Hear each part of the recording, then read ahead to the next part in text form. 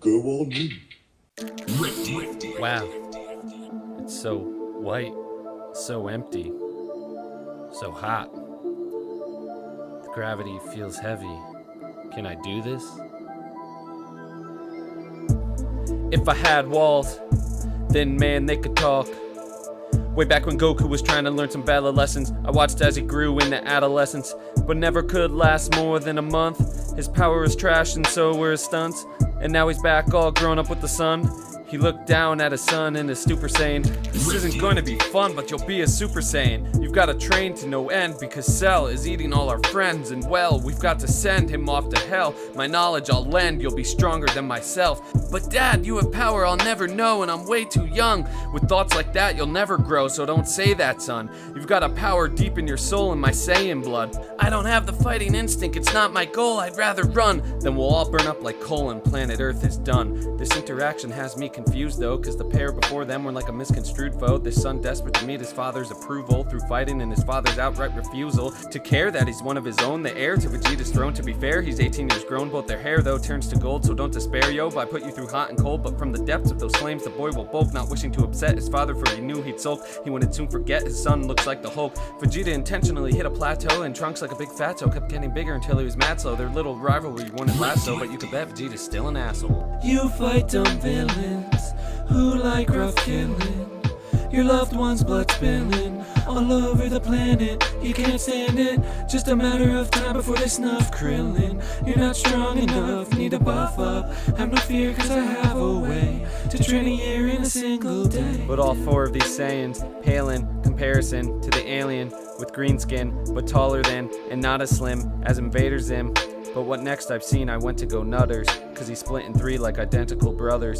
He's always stone serious, maybe he's bummed because he's all alone and furious, cause he's got no son to speak of. After the green guy's year speeds by here, comes the first two father-son. Haven't seemed to work out their problems none. After that, training seemed to go on a spent spell. I guess everything went well. One of them must have sent Cell to the depths of hell. 7 years later, someone's in the mood to hang out in my halls and eat my food. Something must have give rise that sinister, for Goku and Trunks are back, but their size is miniature.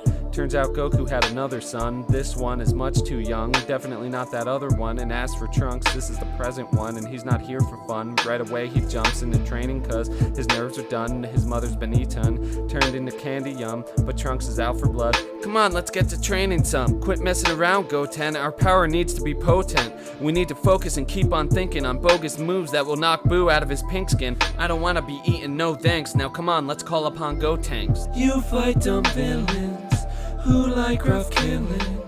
Your loved one's blood spilling all over the planet. You can't stand it, just a matter of time before they snuff Krillin. You're not strong enough, need to buff up. Have no fear cause I have a way to train a year in a single day. Unlike their parents, these two have no trouble transforming. These types' inherent powers more than double once informing. They might become unstoppable after performing a slightly silly dance that has their bodies conforming. The fight be taken to Majin Buu fulfilling Goku's warning, but Piccolo is forced to drop in on them early. It's despicable, of course. They stop their training and aren't acting surly. When the door opens and enter another two, the boys are hoping for a good showing. Out of their mouths they spew, "This is the end for you, Majin Buu." After a sucker punch that makes it evident Boo is lacking in etiquette, right away they fuse. A fight ensued, but eventually looked like Gotenks would lose, so then woe is me. Only thing to do that Piccolo could see, freedom consumed as my door's ruined by a stroke of energy. Now we're all doomed, so get in the mood to be friends for eternity. But that's not the last Earth's heard of me. I've got species to blast and worlds to see, shouted Majin Buu so vast from this emergency